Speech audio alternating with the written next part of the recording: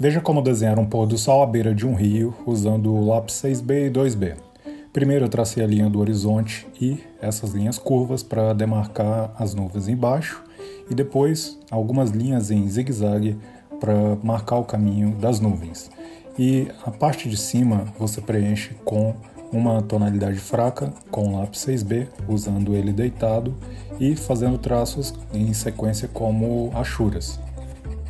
Essa primeira camada servirá apenas para dar um tom inicial, depois você pode esfumar ela com um pedaço de algodão e voltar detalhando um pouco, acrescentando um pouco mais de textura com o lápis 2B. Depois você faz uma sequência de árvores no segundo plano, para isso você usa essa técnica de achuras na horizontal e no topo você deixa uma forma arredondada para dar uma ideia de copa de árvores.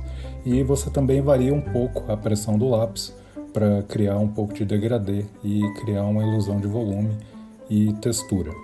Como essas árvores estão distantes, você pode esfumar todo esse preenchimento para desfocar ele, para em seguida a gente fazer uma área no primeiro plano em silhueta que vai ser toda escura, mas você deve preencher com vários sentidos para dar um pouco de textura também. Depois disfarce essa linha divisória, acrescentando vários traços e um pouco de textura para não deixar uma linha tão marcada dividindo o primeiro plano e o segundo plano.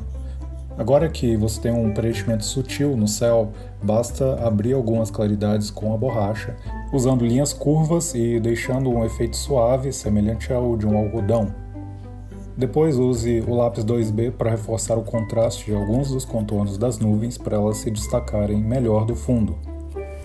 Então você escurece toda a área debaixo das nuvens para dar uma ideia de pouca luminosidade típica do pôr do sol e especialmente ao redor do sol, onde o contraste é maior. E abra um pouco de claridade acima das árvores para também aumentar o contraste e destacar elas do fundo.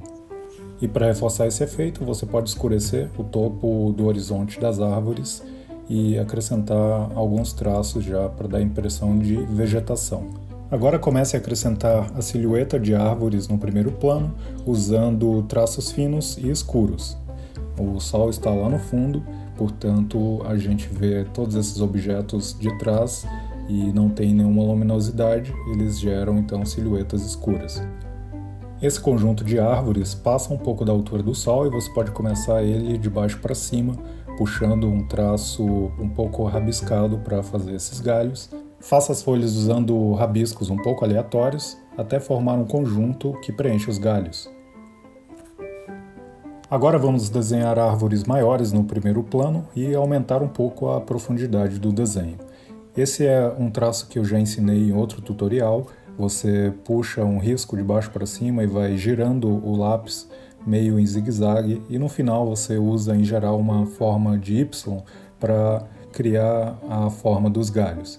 Então você vai mudando a espessura e o comprimento desses traços e afinando e clareando eles nas pontas e você já cria então um efeito, uma forma de galhos para todas essas árvores. E é importante você fazer uma boa quantidade desses traços para dar uma ideia de complexidade e de detalhes para as árvores. E para conseguir esse efeito é importante variar bastante o sentido e a forma dos seus traços para criar essa riqueza. Na parte de baixo vamos desenhar um rio com o reflexo da paisagem. E como é um pôr do sol, essa imagem, essa reflexão vai ser bem escura, afinal a luminosidade é baixa. Para fazer as sombras na água, você usa um preenchimento na horizontal, deixando algumas linhas marcadas para representar as ondas e uma sombra mais forte próxima do chão, próxima do horizonte.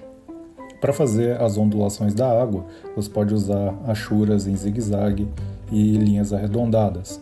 Já o reflexo do caule das árvores, você faz com traços verticais mais escuros. E você pode esfumar essa primeira camada para dar um efeito mais sutil e espelhado para a superfície da água. Depois você aplica uma segunda camada para reforçar alguns desses efeitos, como a ondulação da água e o degradê nos reflexos. E para conseguir um bom efeito em toda essa parte, use o lápis mais deitado, assim você consegue fazer linhas mais espontâneas com um estilo de esboço. Assim você cria um efeito de movimento para a água. E para finalizar, faça uma camada suave esfumada embaixo e acrescente os efeitos de luzes altas e algumas ondulações em zigue-zague com a borracha.